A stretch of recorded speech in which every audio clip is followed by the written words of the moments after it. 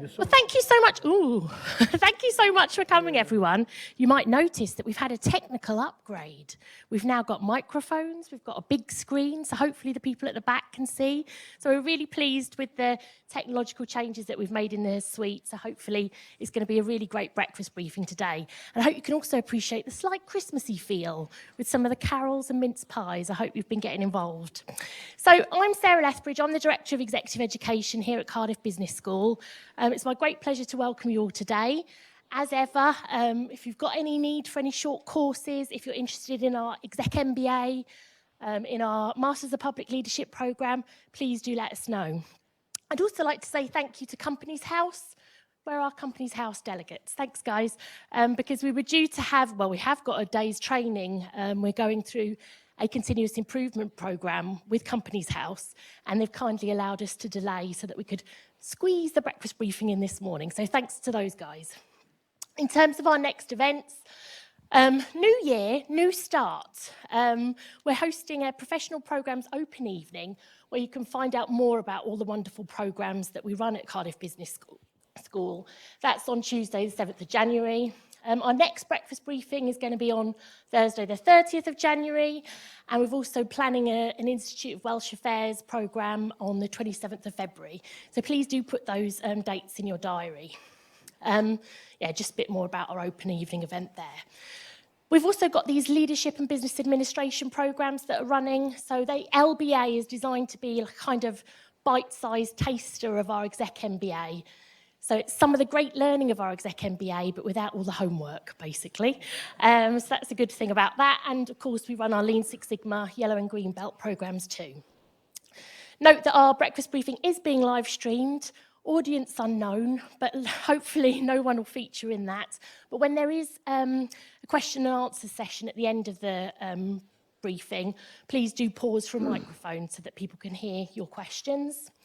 And without further ado, I'm going to hand over to Professor Andy Henley, who is going to chair our event for us today. Thanks so much, Andy. Bore da, croeso cynnes iawn I Ysgol Busnes Cardiff. A very warm welcome this morning, and just to add to the comment about the exec programme's open evening, there's a few of our exec MBA students here in the audience, and they'll tell you how wonderful the programme is, especially the last module. So a very warm welcome. So our business breakfast this morning, what is so special about South Wales? Well, I think for those of us who live and work here, we hardly need to ask that question, but I think it is a really important topic. And we're going to find out a lot more about what makes South Wales an attractive location to do business in this as we go on this morning. I think we've got 4 speakers lined up, or a brief introduction, and then 3 speakers who are going to come and tell us a little bit more about this subject. So without further ado, I'm going to hand over to Nick Warburton, I think, first. Is that right? Yep, to say a very few words on behalf of our sponsors this morning, Bruton Knowles. So thank you very much indeed to Bruton Knowles, and over to you. Thank you very much. Good morning, everybody. On behalf of Bruton Knowles, I'd like to offer a festive welcome to you this morning, to this morning's breakfast briefing. It's fantastic to see so many of you here again. As property consultants, we're delighted to continue our partnership with the business school through our sponsorship of property-themed events such as this. So I hope you enjoy this morning, and thank you very much. Thank you very much, Nick. So over to our first speaker this morning, and just in terms of sort of housekeeping, what we're going to do is we're going to run each of our 3 speakers one straight after the other, and then we will have questions and answers at the end. So if you've got some really burning questions that arise, then jot them down, and then we'll come back to them afterwards, and we'll have are we able to bring some chairs up at the front and perhaps have a sort of panel Q&A to finish with. So our first speaker this morning is Ken Poole. And Ken is Head of Economic Development at Cardiff Council, so that means that he's responsible for the implementation of Cardiff Council's economic development strategy for attracting businesses and investment into Cardiff and encouraging the growth of the city. He's worked with a lot of many of the city's leading businesses and helping them to come and locate and to develop here in Cardiff.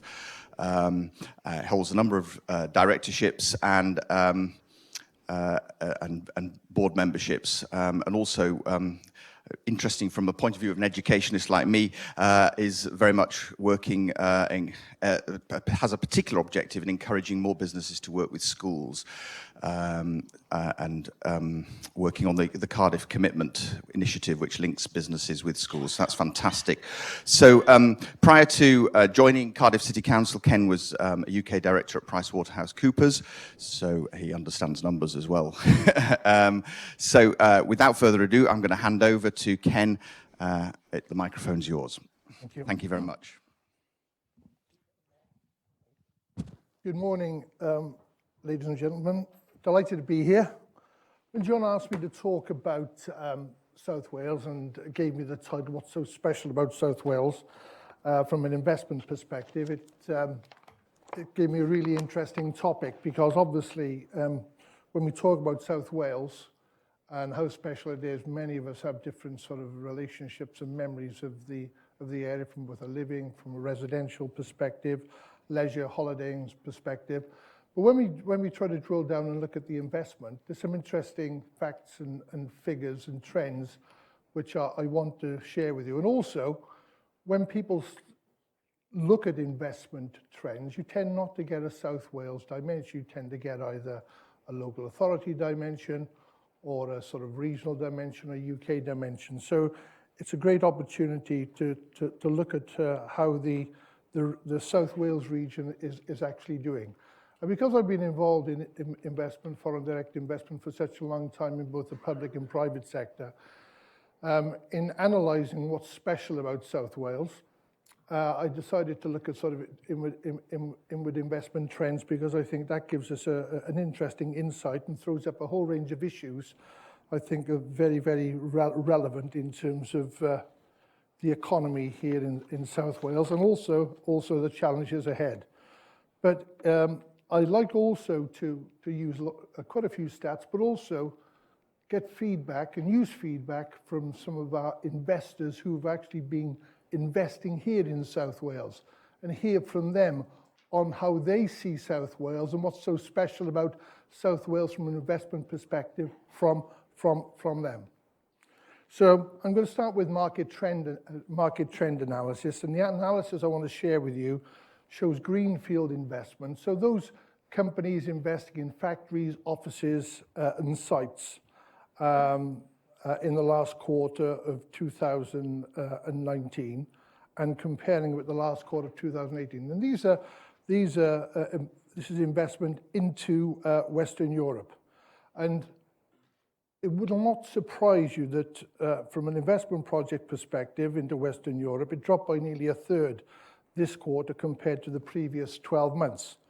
And research by consultants Ernst & Young suggests a cocktail of economic and political uncertainty, not just in Europe, around the world, has caused businesses to ease off investment, e.g. Brexit.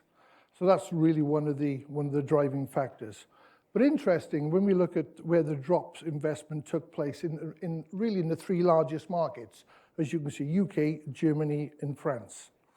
And this shows that investors are increasingly considering now all parts of Western Europe for their investment.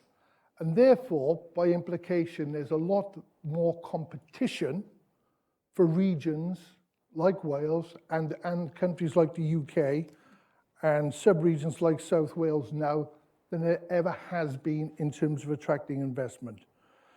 The key, however, is the UK is still leading in winning investment, but the gap is closing because our competitors are getting their act together. And interestingly, after the UK, as you can see, Spain is again placed second for project wins, ahead of Germany and France. And Spain also showed significant growth across 2018. So this quarterly trend here may not be just an anomaly. And while the UK is clearly ahead, the gap to competitors is decreasing. And other countries, Italy and Portugal, are showing surprisingly more resilience in terms of investment. So where are investors coming from? Surprise, surprise, these trends have been really consistent. and our businesses have been sharing these trends with us for a long time. US, Germany, and France remain the three main sources of investment into Western Europe and for the UK as well. For the first time in a while, China and Sweden have slipped off the list, which is interesting in itself. Investment from Japan has halved, suggesting that the Asia market is going a little bit soft currently. And in speaking to these business, UK government have found some interesting comments from what the business is saying.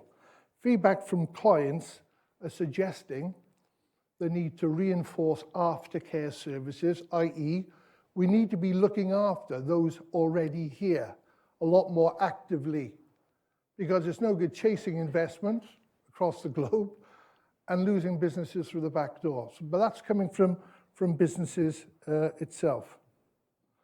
But in terms of project numbers, US, Germany, and France, nothing new here, but they should be key geographical opportunities for Wales.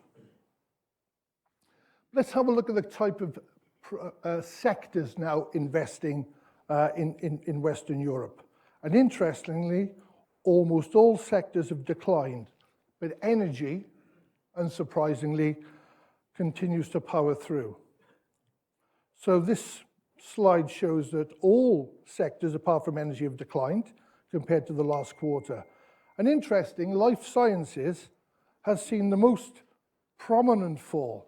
And that does have implications for us in Wales, because here, particularly in Southeast Wales, we do have a strong life sciences cluster. But even the technology and smart city type projects has shown a 40% drop compared to the same 3 months in 18, suggesting the buoyancy of the sector up until recently is now receding. I'll be interested to see whether that's a short-term blip or whether that's a long-term blip. My own personal view, it's a short-term blip. Energy is the only major sector recording an increase in number of investment projects, up by 36%. So that includes, what does energy include? Investment in battery storage, vehicle charging, wind technology, offshore wind. Interesting, companies are still looking for policy certainty in these areas from government, and particularly from UK government. But all other major sectors continue to perform weakly compared to 12 months before. But the life sciences sector saw the steepest decline. So that's an issue to consider from a Wales and South Wales perspective. When we look back, and when we look in a few moments at our track record in South Wales, we're doing okay in most of these sectors, but the question is, can we be doing better? So let's drill down to South Wales. So the region of South Wales, from Monmouthshire to Pembrokeshire, secured some significant investment over the last 3 years, as the slide shows. Yes, there are some geographical clusters of investment. Parts of South Wales are doing well, but equally the slide does show some significant project investment attracted to Blaenau Gwent, Thales, for example, Bombara Wave Power to Pembrokeshire, General Dynamics Caerphilly, and obviously Aston Martin Lagonda to the Vale of Glamorgan, or what you would call catalytic investment that could actually trigger further investment in the supply chain for those areas. And there's a wide range of sectors here, from financial and professional services, advanced manufacturing, energy, automotive, cybersecurity, and creative industries, all in the mix and all investing significantly. So let's have a look how South Wales has done in relation to the rest of Wales. Well, the answer is we've done quite well. Using government data, it's clear that just based on the number of projects, and this is based on just the number figure only, South Wales is winning the lion's share of investment, and many of you would think, well, we should be winning the lion's share of investment. Over the last 3 years, the figure shows that South Wales has attracted 70% of all foreign direct investment projects secured in Wales. So we're punching a little bit above our weight because we have 71% of the population. So we're doing reasonably well there. On the face of it, we're attracting the investment in the key growth sectors, but I guess the question we have to ask ourselves is, are we attracting enough? And at this point, I should also add that these views are the views of me personally, not my employer. Certainly within the UK, there's no doubt that London and the southeast, and that's one of the trends coming through so significantly, plus some of our major cities are increasing their share of investment at the expense of the regions. And if we have a look at some of the key sectors that have been attracted to South Wales, so all those numbers, what do they mean in terms of sectors? I'm sorry, it's a bit of a difficult slide to read, but what it does suggest, out of all those numbers, and when we look at the sector implications from those numbers, the key sectors attracted to South Wales over the last 3 years mirror closely those key investment sectors we highlighted into Western Europe earlier. Advanced manufacturing is doing well, creative, financial services, life science, ICT, food sector, for example. And so from that perspective, we're mirroring some of the wider trends. But the issue is, I guess, is can we do a little better? So what I'd like to do now is try and drill down and look at some of the reasons why these businesses are selecting South Wales, and what are they saying themselves as to why they're investing here? Because we need to listen, like any good marketeer will tell you, we need to listen to our customers, and our customers are king. Well, this first slide is really an analysis produced by location consultants from their experience, showing the standard selection criteria that the automotive sector would use in selecting locations. And this is from a company called OCO, who are a global consultancy. And in working with clients, they believe these factors are very important for the automotive sector. Note the importance of labour market and skills, and surprisingly, 30%. I, in fact, would probably put that a little higher. And the local business environment. And within that category, that includes the support businesses get from government of all levels. That's 20%. And note the importance of the macroeconomy. That also stands out, hence why issues like Brexit can influence investment trends.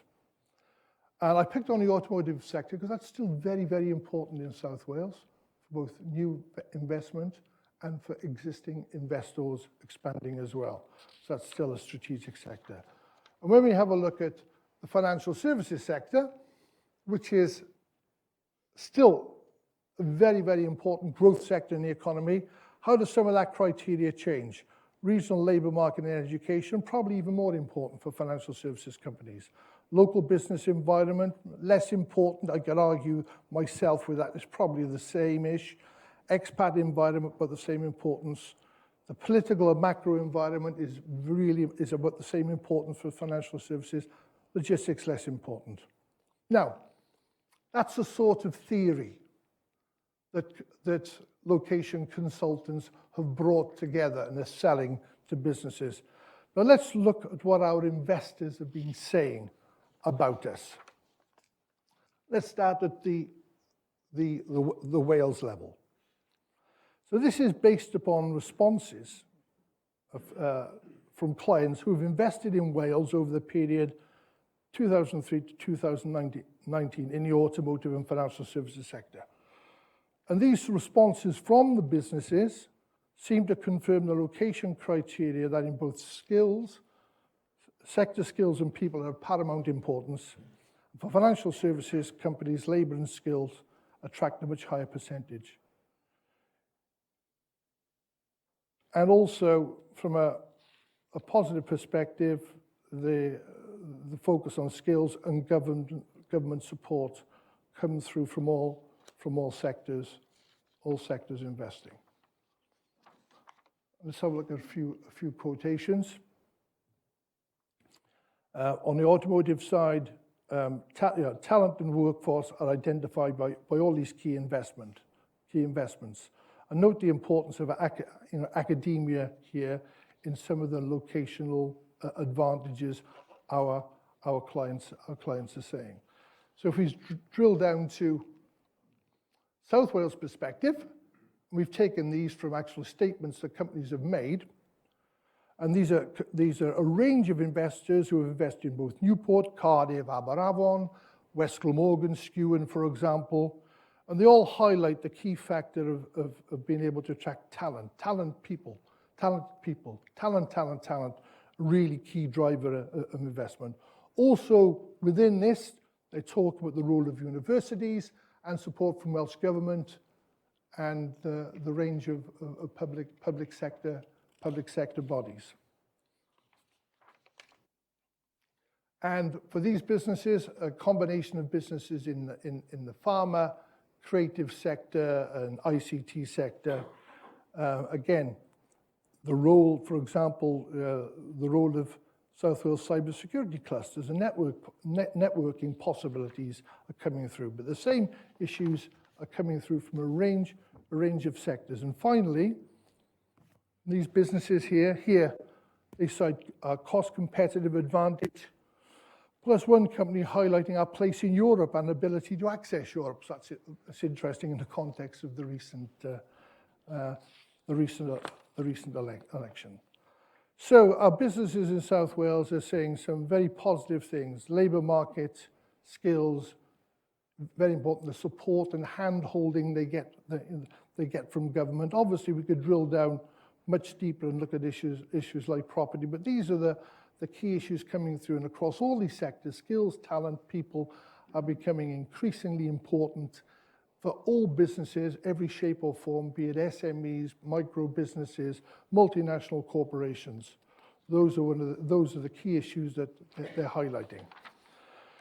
But what I'd like to do in my concluding slide, and hopefully I'll set a context for questions later, is to provide you with some thoughts that we can perhaps discuss.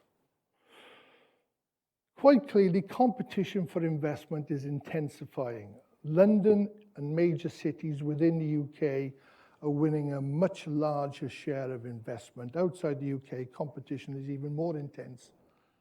The Irish and the French, and for example, are extremely competitive. So what is our response here in South Wales to a much more competitive marketplace? How are we adjusting our offer when, as you can see, countries like Spain and Portugal, even during these periods of uncertainty, are holding up their investment trends, whereas UK and some of the Western economies are slipping? Okay? Now, the good news is when we look at the key growth sectors coming into Europe, most of them, we have a share here in South Wales. So we have a competitive advantage within South Wales in some of those key sectors: financial services, automotive, aerospace, life sciences, etc. So we're doing okay there. But how do we bring this to the attention of some of these key decision makers? So we're doing well in project numbers, but how are we actually getting this message out into the market? How can we actually get the message into investors? Do investors know sufficiently enough about us? Okay. What catalyst initiatives are in the pipeline? Because that's the way you bring your competitive advantage to some of these businesses. They sit up and take notice. And by that, I mean, a good example is compound semiconductor opportunity in Southeast Wales here, where there really is a competitive advantage in compound semis, big investment by the city region in foundry capacity here. That's received worldwide attention. So that's bringing South Wales to the attention of investors globally. So are there more initiatives like that we can be investing in? Certainly places like Ireland are very good at this. Thirdly, are we joined up from top to bottom in South Wales? Is there a coherent voice for inward investment? Now, there's a few people in this room as old as me and can remember the days when this topic was hotly debated and discussed on a monthly basis. We talked about who we're chasing. We talked about sectors we wanted. We talked about, are we doing well? Are we doing not so well. How do we actually get more engaged in this topic compared to some of the other of our competitors who are very, very keen to get their hands on a bigger slug of business? And the fourth point, really important point, because this is sometimes masked, this activity and noise around this. It's not just about chasing new investment. We need to be looking after what we have in this area, as well as chasing investment. Okay? Ford recently, Orb recently, more to come, probably. So guys, how do we look after our existing investors? What do we do with them? You know, how do we embed them deeper into the economy so they can't go? Even though they may change their product, they may change their value added. A good example is he's still here, but doing lots of different things now. It's more value added. But, you know, all of us, we need to be looking after our current investors as well. So this is not a one-size strategy, chase. It's looking after our existing stuff, because that's the key. And those of you old enough to remember, in the early 70s, this chap, Florida, came up with how important the 3 T's were in attracting entrepreneurial investment. He got a little bit messed up in his strategy in those days. 3 T's: technology, talent, and tolerance criteria.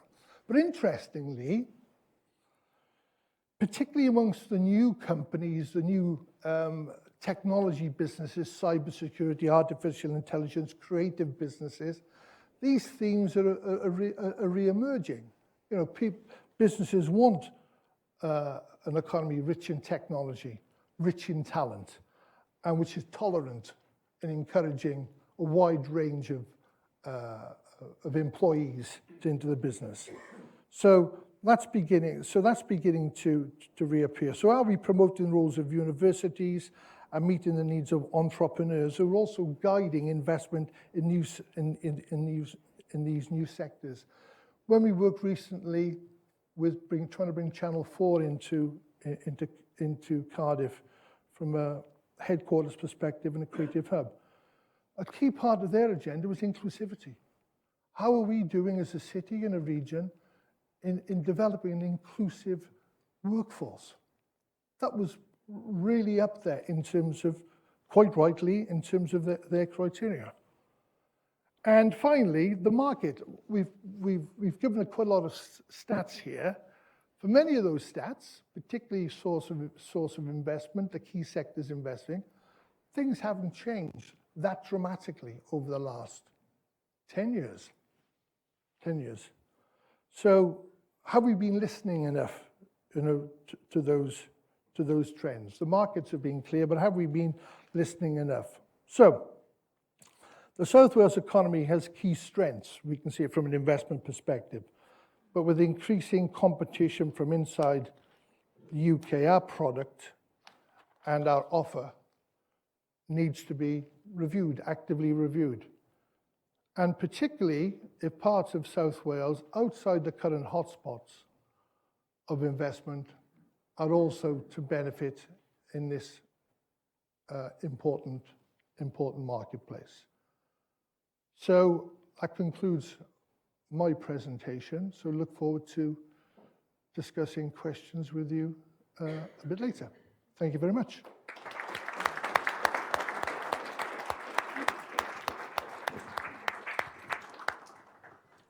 Thank you very much indeed, Ken. So we've had a lot of the kind of context there, and a lot of food for thought, I think, in terms of certainly current trends at the moment. Quite a challenging picture in many respects, but also I think some, you know, at least a call for optimism at the end. I'm delighted now to welcome Heather Myers to come and speak to us. Heather is from the South Wales Chamber of Commerce, Chief Executive Officer there. So we're going to hear, I think, very much the sort of business perspective now. Heather has been with the South Wales Chamber for just over 3 years. Her background is in town planning and in property consultancy. And then one of her previous roles was as Chief Executive of the Abergavenny Food Festival. So really somebody who actually understands very much the kind of cultural attraction of this part of the world. So without further ado, I'm going to hand over to Heather now, and the microphone's yours. Although you've already got one on, I think. Got one on already, yes, thank you. God, that was a great introduction, and I'm so glad that I'm actually on message with Ken as well, because quite a lot of what I'm going to talk about is why businesses tell us that doing business in Wales is good for business. I'm going to try and get this going now. Oh, there we go, that works. So I am the CEO of South Wales Chamber of Commerce. We cover 80% of the geography of Wales, so we cover South West and Mid Wales. And our mission as a chamber is very, very easy. It's to help Welsh businesses to trade better and to be the independent voice for businesses to tell decision makers what could get in the way of the Welsh economy and Welsh trade. We exist to help Welsh businesses to grow, to find new customers, to find connections, and to have the resources that they need in order to trade better. We've been around a long time. We're probably one of the oldest trading companies in Wales. We've been going since 1846, and we've unparalleled access to UK and overseas markets. We're a Welsh SME, so it might surprise you to know that we are solely privately funded by the private sector for the private sector. And because business understands business, I'm delighted to be stood in front of you today, and thank you for the invitation to speak. So as a chamber, who are we? So we're the only accredited British chamber based in Wales. We cover a large geography of Wales. We work across 53 UK chambers, and there are around 75,000 UK businesses in the chamber network. We also have 56 overseas British chambers, and to put that into context, the Welsh Government have 21 overseas offices. We have 56. Our Welsh Chamber businesses employ 50,000 people across South West and Mid Wales, and they turn over about 5 billion in the economy. So we also help businesses to export to 100 different countries. Our membership is all size, all sector, and 25% of our membership are from manufacturing and 25% from professional services. And we have a powerful voice. We're listened to by the UK and the Welsh governments, the Bank of England and the London Stock Exchange. And we have industry respected directors with Welsh brands as partners and a good media coverage. So I thought I'd start by giving you a very, very quick overview of the business landscape that we work in. The South East has 60% of Welsh businesses. It comprises about 112,000 businesses, but only 6% have more than 10 employees. 25% of the jobs are in the public sector. And the largest number of active enterprises, it will come as no shock that they're in Cardiff with around 10,000 and 6,500 in Swansea. The smallest number of active enterprises are in Merthyr Tydfil, Blaen y Gwent and Torfaen. But again, that's partly to do with the size of the geography of those areas as well. So what does business look like? So 20 to 25% are in public sector, health and education. 25% of Bridgend and the Gwent Valleys are in manufacturing compared to just 1/8 elsewhere. And 1 in 10 jobs in Cardiff are in finance and insurance compared to 1 in 16 in Swansea and 1 in 33 everywhere else. So you can start to see the sectoral shifts and where the talent pools are across the patch. So why I'm here to talk to you today is about why do businesses tell us they love trading in Wales? And I've got about 9 reasons, which I'll sort of rattle through, but they're broadly similar to Ken's, which is really good.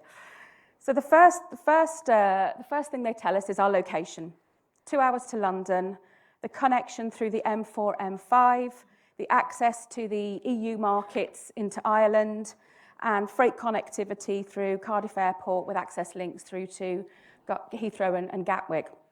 So our location we're a good location in terms of the UK market and access to overseas markets. In terms of the access to the UK internal market, this is probably something that is going to be more important to many of our businesses going forward as we start to enter areas where we have friction with trade into Europe. No matter what that looks like, it will be different and create more paperwork for businesses. So the internal market's really important. And from Wales, we have great supply chain connectivity. It's a great location for accessing some of the major infrastructure investment, and the supply chain opportunities for Welsh businesses into Crossrail and Heathrow and Hinkley Point are very well served from this geography. There's also a drive, as many of you know, for stronger regional working through the Western Gateway, and looking at how we can potentially work better and create a stronger regional presence through working with the South West. And that's something that I'm doing with the British Chambers across the South West to look at what are the bigger opportunities we have as a region, not just working from Wales, but across the South West to mirror something like the Northern Powerhouse or the Midlands Engine. We've touched on this as well, our talent, our workforce. Cardiff has the highest proportion of graduates in the workforce in the UK. It also has a young workforce. We have hugely respected academic partners, and Ken alluded to that. So partners like Cardiff Uni, the Cardiff and the Vale, University of South Wales, Swansea Uni, Cardiff Met, Neath Port Talbot. There's a huge amount of talent and industry focus in those academic institutions. And they are now looking at real-world challenges faced by businesses and letting academia and academics work on real-world challenges. And that's so important in terms of students coming into the workforce with more employability skills, but also with businesses having access to up-to-date research capabilities around research and development and a whole range of other areas that businesses are looking for support on. I think the other thing that we should also recognise is the skills partnerships that we have in Wales. There's a lot of conversation about what does future talent need to look like, and skills is one of the biggest barriers that businesses face, getting the right recruiting and retaining the right people. So working to look at what future trends are going to be, what is the talent we need in our workforce, and how is academia and the education system gearing up for that is really important. As are the apprenticeships, and access to apprenticeships is really important for Welsh businesses as well.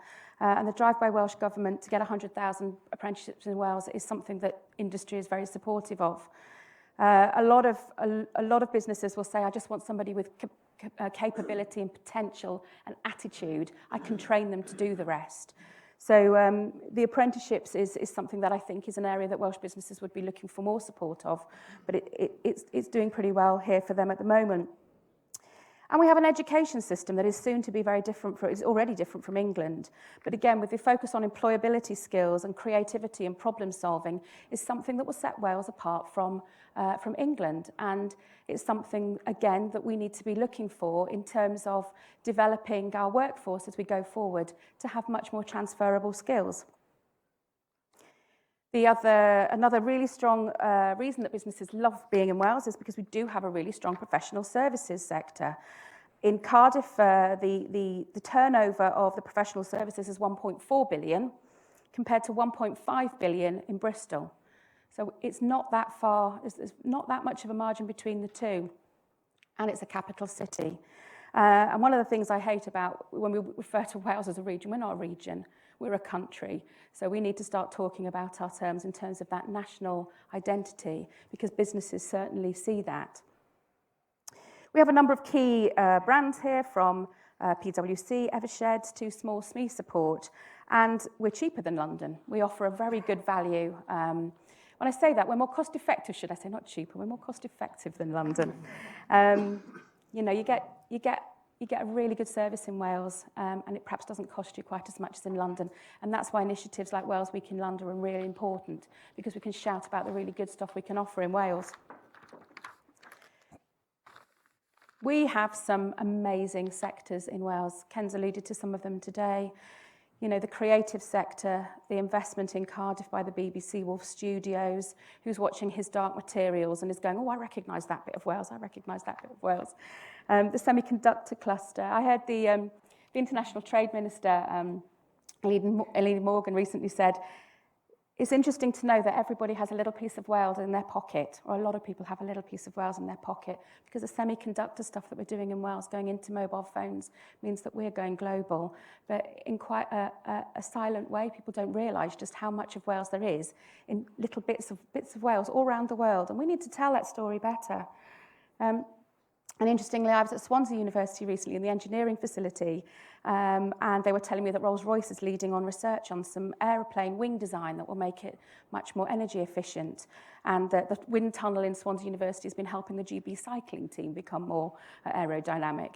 So we've got some absolute excellence in Wales, and businesses understand that there is some amazing areas of opportunity for them to get involved with if they engage. And again, cybersecurity, fintech, bioscience, it's all going on here. I just think we need to tell the story a bit better.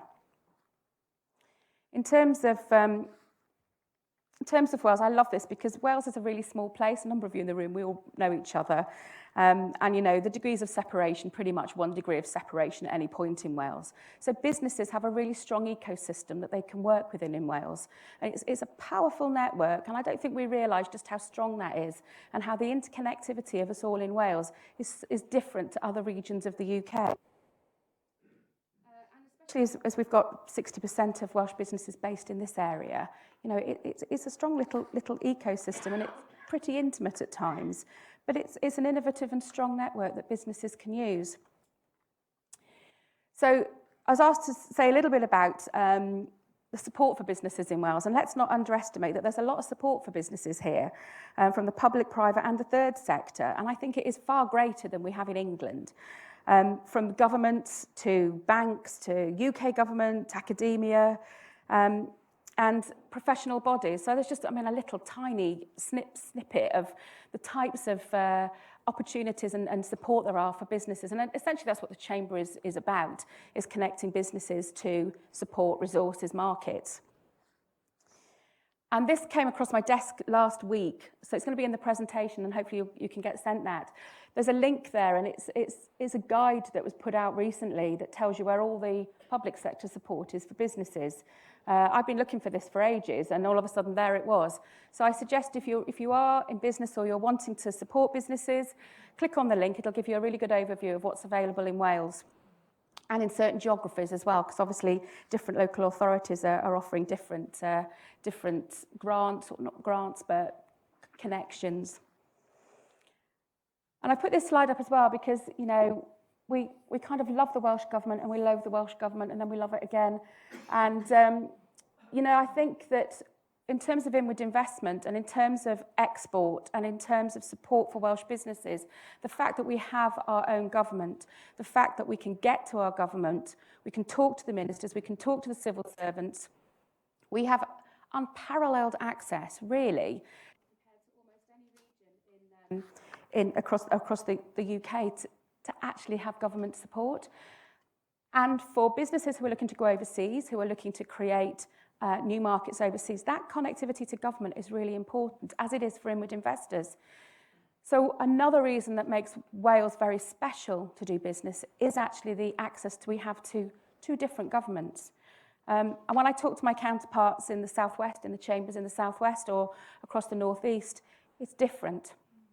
And we have to use it much more positively. The final slide is around quality of life. I don't know, it's still working. I talk to businesses, and a lot of things are changing in the business community. The way we do business is changing. The aspirations of Generation Z coming into the workplace are different. And we have to adjust our thinking as a business community to to enable our workforce to want to stay. So businesses say, young people in the workforce, or people come into the workforce say to me, I want to do the business that I want to do, where I want to do it, in the way I want to do it. And quality of life is a really important thing. We're all hearing about it in terms of mental health, in terms of quality of life, in terms of places that you can do business and raise your family. And we have such an amazing quality of life in Wales. I don't think we make enough of it. And provided we can put the right infrastructure in place to enable businesses to do the business that they want in mid-Wales, they need mobile connectivity. We need a transport infrastructure that will support us. But given that, I think we've got in terms of the competition that we would have to vie for businesses and keep businesses in Wales, I think we've got a really strong proposition. There are still barriers to business in Wales. It's not a perfect picture, we all know that. Any of us that are still trying to travel on the M4 daily understand the struggle is real.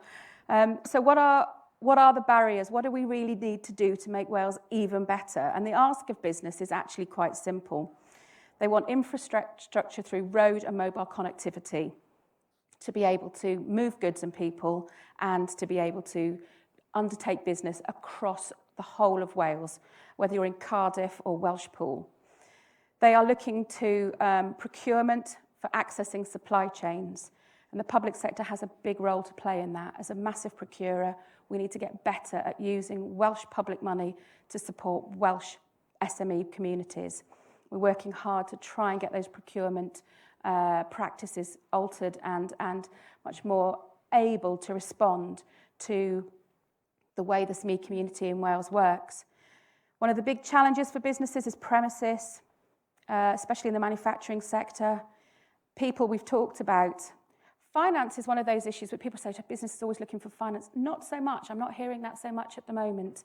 The Development Bank for Wales, the new Community Bank for Wales, which I think is something the Welsh Government are talking about at the moment. But access to finance has not been something that businesses have told me is a challenge. And access to markets. So my final slide is that small business is not for the faint of heart. It's for the brave, it's for the patient, the persistent, it's for the overcomer. And I think Wales has been an outward-looking nation, and that continues today. The Welsh Government draft international trade strategy is a testament of that. As a nation, we're ambitious, we're confident, we're passionate. I always say it's no accident that we have a dragon on our flag. Here in Wales, we're a nation of people who make stuff. It's part of our culture. The innovation and entrepreneurial abilities in Wales is huge, with SMEs forming the backbone of our economy, and it was the place that the first £1 million cheque was signed. So in Wales, there's an opportunity for all. We're inclusive. It's where our values are based on strong sense of place, that's weaved through our language, through our music, and through our folklore, through our culture, and through our business. So what I would say is, who wouldn't want to do business here? Thank you.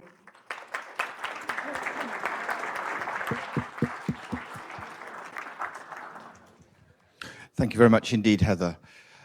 So moving on, without further ado, to our final speaker this morning, Clare Taylor. Clare is with Bruton Knowles, and she's an associate town planner who specialises in utilities and infrastructure. But also, I noticed from my notes that you've also studied at 2 of the 3 universities here in this city, or the city region.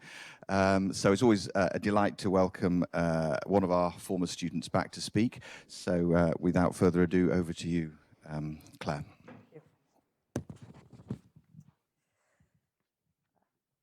Let's do this bit first. Hopefully it works. There, thank you. Right, thanks very much for inviting me to come and speak to you today. It's going to be a slightly different slant to the presentation in respect that I'm going to talk about the planning and the role of planning in how we can steer the right investment to the right location in South Wales. So for the purpose of this presentation, I've assumed that all of you have limited knowledge of the planning system. So therefore, I apologise in advance to those of you who are more familiar with the subject, as you'll know a lot about what's been covered in this presentation. Also, please bear in mind that planning is a subjective topic, so my views may not be the same as another planner's. All right, next slide. There we are. Right, how can the planning process help to steer or hinder the right investment to the right location in South Wales? My presentation is going to cover 3 areas. What is the function of planning in respect of economic development? briefish introduction about the planning process in Wales now and some of the challenges it faces. And finally, in a bit more detail, how emerging Welsh planning policy, which is focused on sustainable placemaking, will help to make South Wales special. Right. The first bit, this is the easy bit. What is the function of the planning in respect of the economic development? So, as you can see here, the succinct answer is provided by the Welsh Government, is shown on this slide here. But put it like that, it sounds very obvious, even simple. The wise planning system cited by many as a blocker to development, or to quote David Cameron in the past, part of the bureaucracy that holds us back. What causes tensions between economic development and planning? I'm not going to comment on the delays in the determination of the planning applications, which some of you may be aware are often due to the lack of resources in local authorities to deal with them. To look for an explanation, I think we need to look at development planning policy, and as it's the primary consideration in the determination of planning applications and land use in Wales. So starting with, what is the purpose of the planning system? This is the purpose of the planning system, or development planning as defined by Planning Policy Wales. So I've highlighted a few points there, words and phrases, and in addition to those, I would add the word certainty.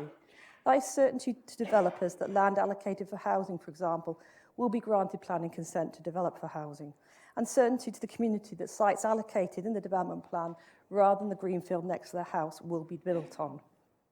My point being here is that all of these items highlighted take time to achieve. All right, and this is the LD, this is the process. Wales, like the rest of the UK, has a plan-led approach to development management. The development plan for authorities in Wales is the Local Development Plan, the LDP. It's the first thing a planning officer will look at when considering to approve or refuse your application. The diagram reproduced in this slide, whichever way you can see it, is from the current Welsh Government's Local Development Plan Manual, and it describes the LDP process. Local authorities are expected to produce their LDP from within 4 years, from the start process, which is the evidence base, all the way around to the adoption. To provide certainty, the LDP covers a period of up to 15 years and is subject to review every 5. The criticism raised by many developers is that as it takes so long to produce, an LDP is out of date as soon as it's adopted, and to some extent that's correct. But in its defence, it should be noted that the LDP is required to address a wide range of seemingly competing interests across the county borough and in the long term and in the public interest. And the development plan is a statutory document. As such, it is subject to considerable scrutiny at the EIP stage, that's the public inquiry stage, and later during the planning appeals process. And as such, it has to be supported by a extensive evidence base, which takes time to produce. Now this lovely slide shows an example of the type of data collated to form the evidence base for economic employment policies in the LDP. As Ken's team probably knows from Cardiff, it takes a long time, it takes months rather than weeks to produce all this information. However, the economy doesn't always operate within the same time frame as the LDP. Uncertainties in the economic climate and changes in market demands can result in a disconnect between long-term planning policy and short-term development needs. In addition to the differing timeframes, a further challenge is the requirement for all local authorities to allocate a range and choice of sites to meet the needs of the area and their strategy aspirations. As each individual local authority has to provide a range and choice of sites, they are in effect competing for the same investment opportunities and therefore cannot all be successful. Local authority boundaries are not a major consideration to inward investors when considering where to relocate their businesses in South Wales. Other factors, such as the ones I think Heather and Ken have mentioned, including things like proximity to transport network, a skilled workforce and a quality environment, are more likely to inform their choice of location. As a consequence, sites wait for years to be developed. For example, I'm not sure if this is going to work. Am I pointing finger? Does that work up there? That site there is Craigavellin in Torfaen. This is the 2013 adopted version of the Torfaen local plan. I would have to say that that very site was also allocated in the Torfaen Local Plan of 2000. So that demonstrates that sites can sit around for many years before they're taken forward. All right. In addition, changes to the economy can lead to changes in demand and the type of sites for inward investment. What was once a popular site in the past, such as M4 corridor locations for many office parks and service hubs, may not be so popular now. This is a picture of Cardiff Gates.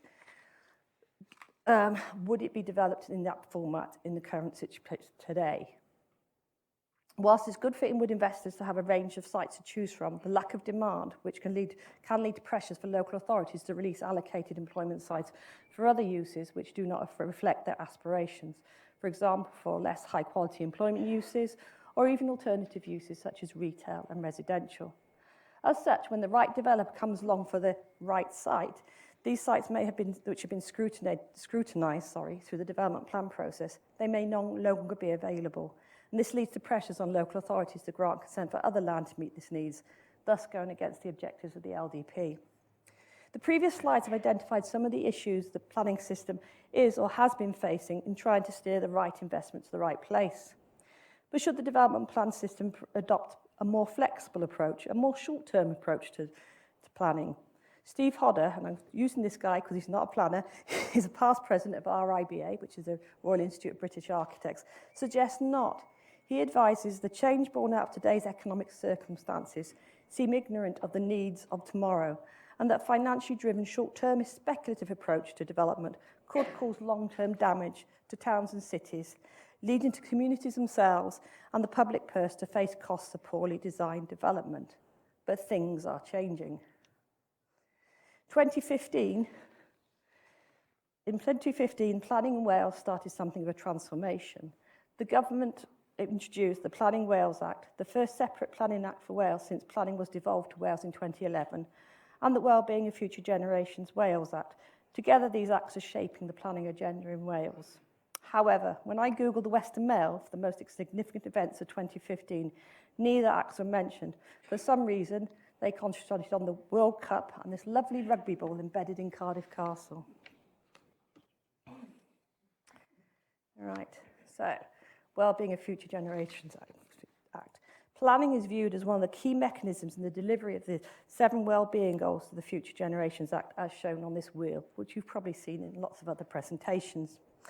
This means planning policies, proposals, and decisions will need to take a longer-term joined-up approach to consider social, economic, environmental, and cultural well-being, thus supporting the well-being of people, communities, and the environment. The new approach to planning is best evidenced by the latest version of Planning Policy Wales, the 10th edition, published in December last year. PPW 10 takes a radically different approach to its predecessors.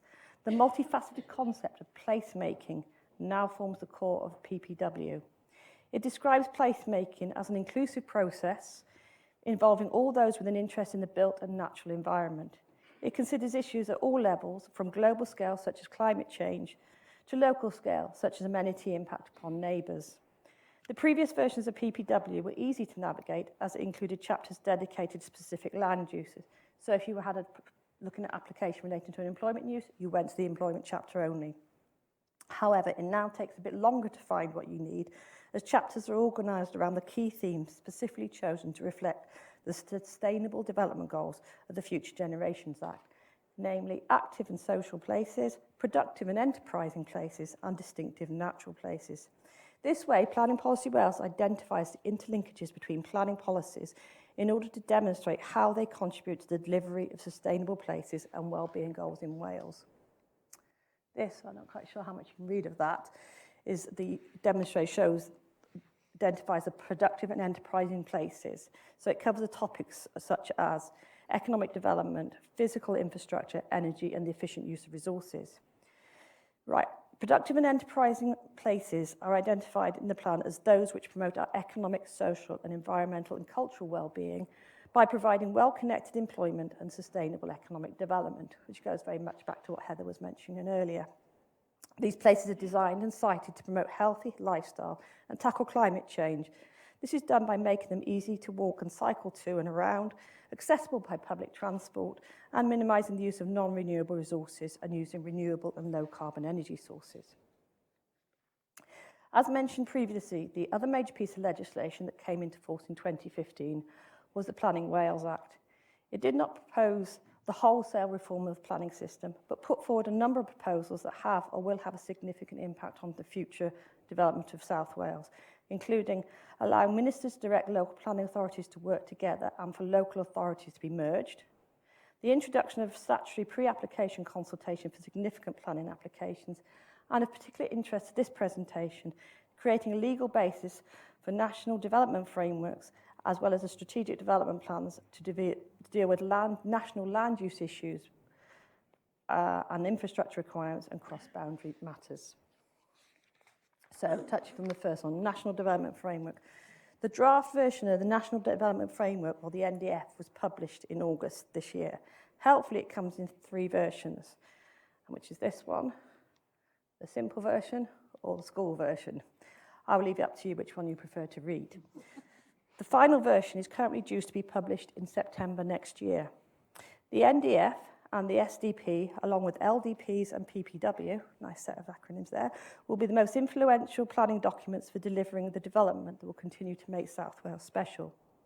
The main purpose of the NDF is to set out where nationally important growth and infrastructure is needed and how the planning system can deliver it, thus providing direction for the SDPs and LDPs.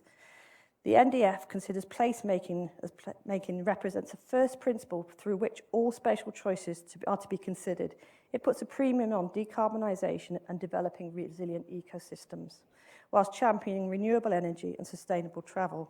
It is a spatial plan, which means it identifies where investment in infrastructure and development should go.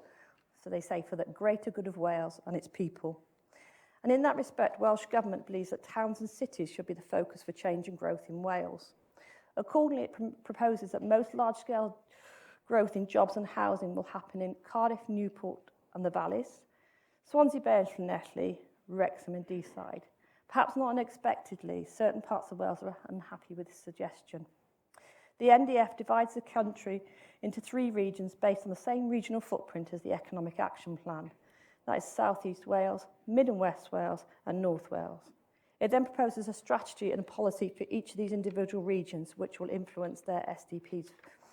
All right, so next one. Here's some standouts from the NDF strategy. As I said, it's very much in draft. It's out for consultation for South East Wales. Right, some of the highlights for our regional strategy. Development should be focused on places with good active travel and public transport connectivity. That's land in close proximity to existing committed railway and metro stations. Cardiff will retain its capital city role, accommodating higher level functions and attractions, and it must generate and support regional growth throughout the region. But Welsh Government believes it's nearing its physical limits, and as such there should be an increase in focus on Newport for regional growth and investment and to increase its strategic role in the region. That means it should have a focus for strategic housing and economic growth, essential services and facilities, transport and digital infrastructure. Right. Also, of the 114,000 traditional dwellings needed by Wales in the next 20 years, over half of them should be built in South East Wales.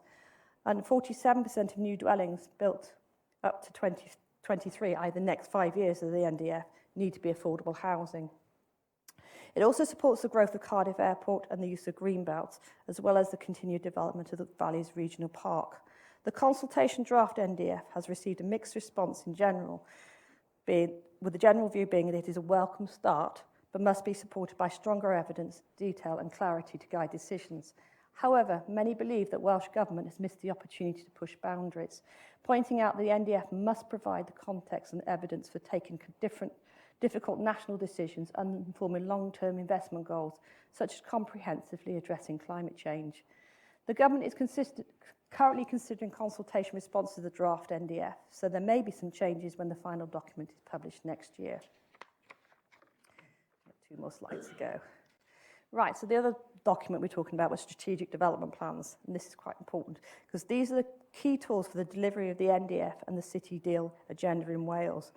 They provide framework to deliver and address larger than local land use issues such as housing, employment and infrastructure which cut across local authority boundaries to be able to consider them in an integrated and comprehensive way over a 20-year period.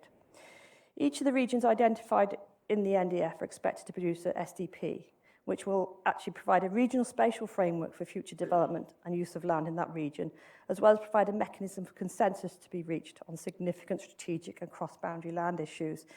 They should provide certainty, transparency and democratic accountability for decision-making on land use planning matters at a regional level, and guide strategic public and private investment decisions, including those made under the City Deal initiative and beyond. And they also enable collaboration between local authorities with associated benefits such as shared resources, resilience and savings. The Welsh Government can only start preparing necessary regulations setting out how an SDP should be prepared once it's been informed by the region that it wishes to proceed with the process. South East Wales, also known as the Cardiff Capital Region, is the most advanced of the 3 regions in the SDP process, as the 10 authorities that make up this region have agreed in principle to work together to produce an SDP in the summer of this year. So I have some takeaway messages there. Just picking up on the sustainability and placemaking. It is a challenge to interpret what placemaking means in practice, and Welsh Government has recently established a Placemaking Wales group who are tasked with providing clearer guidance on what this subject will be next year. I would suggest it isn't necessary for all development to enhance a place, but it's not unreasonable to expect development making new places or having a significant impact on existing places to make a good place or an existing one better. It will take time for the new approach to planning to trickle down to the decision-making level. Both the NDF and SDPs are at an early stage, and LDPs are currently being revised to align with the new PPW10. And to answer my question, can the planning process help steer the right investments to the right location? I would have to say yes. The new system almost mimics the choices inward investment make when seeking a site to develop. I'm saying inward investment as in planning choices, not the purely financial and economic ones. To promote high-quality economic development, we have to maintain a quality of life and hence a quality of place. It's quality of life that attracts high-value, skilled people, and the placemaking agenda has similar objectives. In addition, allocating a range and choice of employment sites within a region via the SDP will provide the range of sites which satisfy developer requirements and discourage local authorities allocating sites which have limited appeal to the market. And finally, and what makes South Wales, or South East Wales, special for planning is it is the forefront of an exciting new approach to planning, not only in Wales, but in the UK. Thank you. Okay, thank you very much indeed. Really try and be disciplined about finishing at 9:30, so that if anyone needs to go off to work, I think if it's okay, we'll have some questions. Yeah, I hope we can have some questions. We have running a little bit tight. But if not, we'll have some questions. So, yes, if you do have to dash off.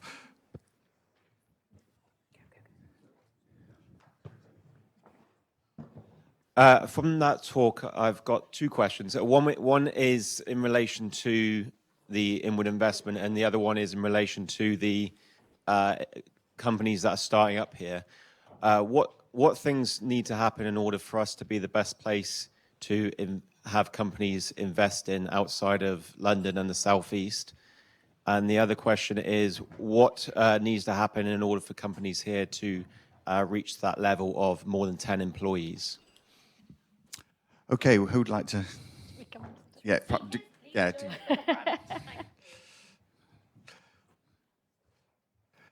So, to summarize again, what small business growth and companies outside of what would have to happen for companies to invest in be the best place to invest outside London and the Southeast, and small business growth. And what has to happen in order for more companies to get 10 employees and more in South Wales? Do you want me to Yeah, please, chip in.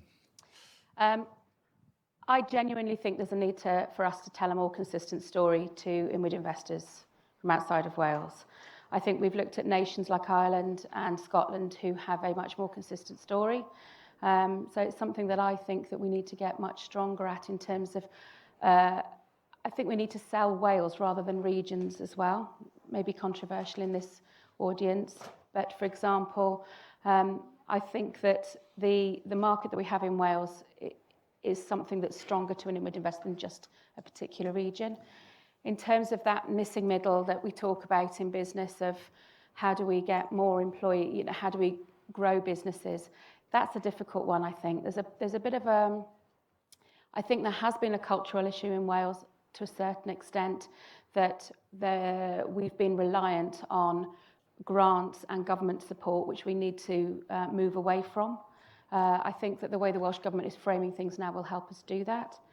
It is a difficult one though, because people say we'd never have another Google in Wales because we'd sell out before we got to that stage. I don't have an answer for that, to be perfectly honest with you. All I can tell you is that if we can help Welsh businesses understand what opportunities there are in markets in the UK and overseas, it gives them stronger reasons to grow and invest. And that's what I'm about, is about trying to make sure that we bring global markets to Wales so that the ambition and the ability to scale up is very clear from a profitability and new access to new markets point of view for businesses. In terms of how do we make South Wales more attractive for investment, we could be debating this for a week in terms of the factors involved, but clearly, going back again, I'm always keen to go back to the clients and customers. What are the customers saying that's important? Talent, talent, talent, and talent. And I think if you look at some of those economies across Western Europe that are doing well, even though they may not be as competitive as us, generally, they have addressed the talent issue significantly. And I think in Wales and South Wales, if we can raise our skills levels, if we can create this pool of talent, that from an investment perspective, that's first class. We have in Cardiff, for example, there's nearly 60% of the labour force have a degree or equivalent. But if we can spread this across South Wales, look at initiatives to grow and encourage talent, that will be a major attractor in itself. And secondly, with us getting closer to London through electrification, remember London and the South East is still a major originator of investment. So having a fantastic talent pool close to London, I think will be enormously important in this raising levels of investment. The small business growth point is my specialised subject, so I'm going to chip in on that and say that actually some of the research that we've just been recently doing suggests that very, very smallest firms, what's really key is raising their aspirations to export and to seek out new markets, because that is what will stimulate innovation and then lead on to productivity, improving growth. We've got lots of hands up. I'm not sure who had their hand up first. I'll take the lady there in the front there. Hello, just following on from the point around talent, we often hear that is one of the biggest deciding factors influencing companies to invest in this area. I would argue that it's more than talent and skills, it's skills responsiveness, and it's the ability of education institutions and government networks to be able to leverage skills support for those businesses. A question for Ken in particular is, who I know has worked with a lot of inward investment companies. In practice, how do employers evaluate that responsiveness of the skills sector to be able to support them in embedding a new workforce in South Wales? It's a difficult one for employees. The position within the UK is quite complex, and it's getting different now as we go through our devolution agenda. But I think sometimes we can remember what we're trying to do, and if we just look at the inward investment marketplace, we're trying to get Wales, South Wales on the radar screen, first of all, okay? So at that early level, and I showed you one of the evaluation sheets that some consultants use. Now, at that point in time, the businesses and the consultants are looking for some strong indicators. And the level of detail that Mary is referring to will come when they evaluate us as a detailed location. That'll come through later, okay? But we have to get on the shortlist. We have to get on this shortlist. And what employers and their advisors are looking for, what are we doing here that's different? Yeah? What are the catalyst initiatives that we're using to promote the fact that we are engaged in creating a more talented workforce? And I think someone mentioned earlier, those key messages that we need to get out into the marketplace. So what is Wales doing that's different? And how will it help them? Going back to a proposition, what are the benefits for them for coming to Wales and South Wales in terms of the talent proposition? And they'll be looking at what kind of initiatives are here, what kind of support is here, and evidence within the labour force that we indeed do have a skilled and productive labour force. So we need to get those simple messages to investors. And if we can't get those simple messages to investors, it means that we're not doing perhaps the things we should be doing. Okay?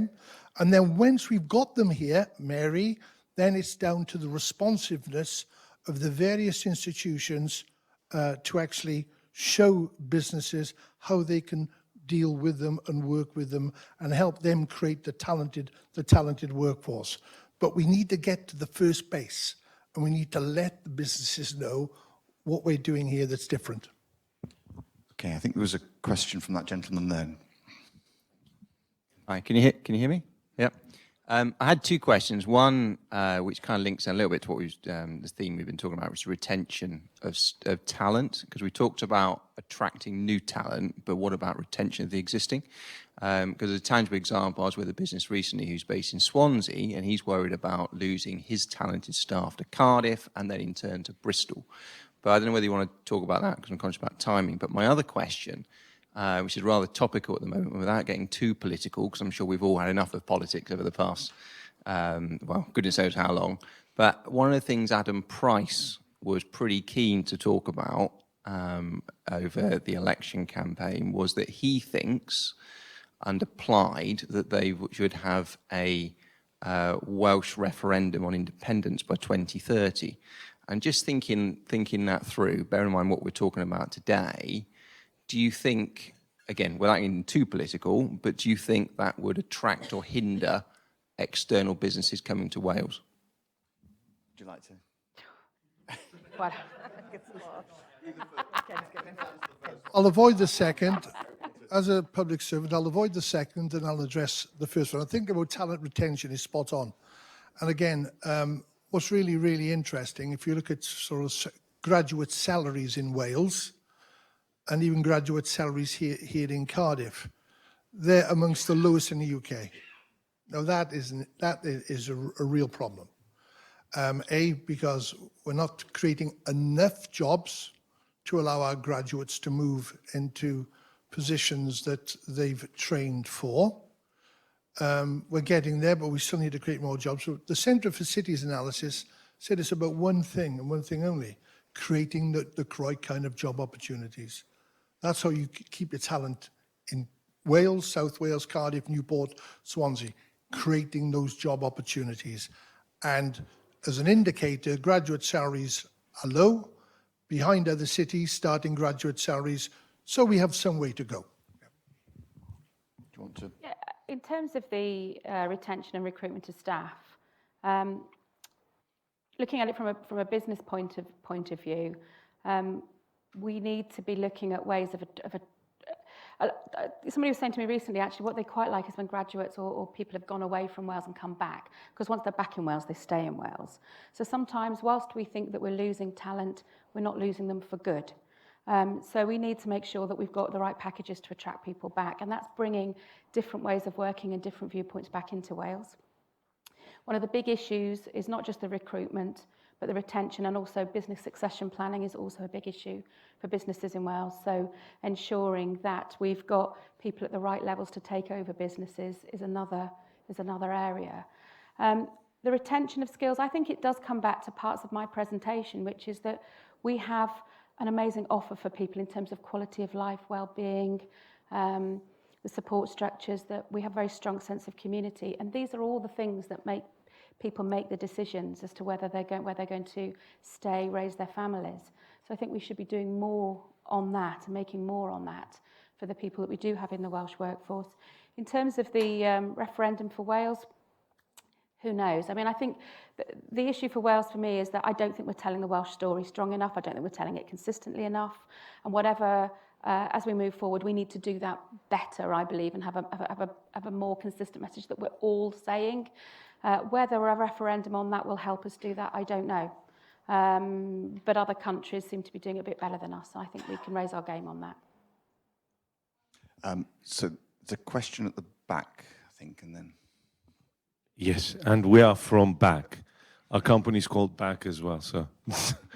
I'm a storyteller, so you've been talking about telling our story to the world, and you ended up saying that, and to be on the radar, and that I have been informed about a lot of stuff. My question is there a message, a main message out there, or which is being developed somewhere, about all this narrative that you've been trying to explain? Because from what I see, is the main thing is to be seen and heard, to be on the radar. In order to do this, we need a narrative. Yeah. And you were telling about the narrative. The narrative is there, but it needs to be designed in a way. Yeah. That's my line of work, so that's obviously where I'm looking at from. So is there an effort like this? Is there a main message? Have we got this message? Is there a strategy? Is there a story? Thank you. There's always a story. Claire, do you want to come in, because you've not had a chance to... No, that's okay. It's a tricky one for Wales, but I think, you know, we'd always turn around and say, oh yeah, Welsh government's... It's not on. Okay. All right, okay. I think that's on now, isn't it? Yes. Okay. I think it's a difficult one for South Wales and Wales in general, because it's obviously seen as a relatively small country, and like Scotland, people tend to sort of confuse in the global world Wales as being part of England in a way, which is unfortunate. So I think it's a responsibility, or it has been a responsibility of Welsh government to go out and promote the country wider, and it has done in the past. I mean, I don't know how much it's doing now, but it used to spend a lot of effort and time on it. But I think the other thing we need to promote is the fact that Wales is a different country to England. Our approach to is probably more aligned with more global issues, the sustainability agenda and the placemaking, which makes it a more attractive environment to live in and work, is something that we're doing in Wales that's not happening in England. And I think if we're going to attract businesses and retain staff, that's something we need to push further and actually have a comprehensive message around that, as well as just we've got a skilled workforce, or we've got the universities. Because unless, and it's what Heather alluded to, it's the quality of place, I think, in addition to how we attract and maintain our workforce, is something that makes us stand out. And I think that's what we need to do. And I'm hoping that the Welsh Government will do a bit more of that now. Okay, I think we've sort of run out of time now, I'm afraid. And I know that particularly Ken has to dash off to another appointment, so I'm going to draw things to a close. Thank you very much indeed again to our three speakers, and thank you very much indeed also to you for coming. There may be an opportunity, certainly if you don't have to dash off, then more than happy to carry on the conversations, but I'm going to draw proceedings to a close now. So if you'd like to show your appreciation again, I'd be grateful. Thank you very much.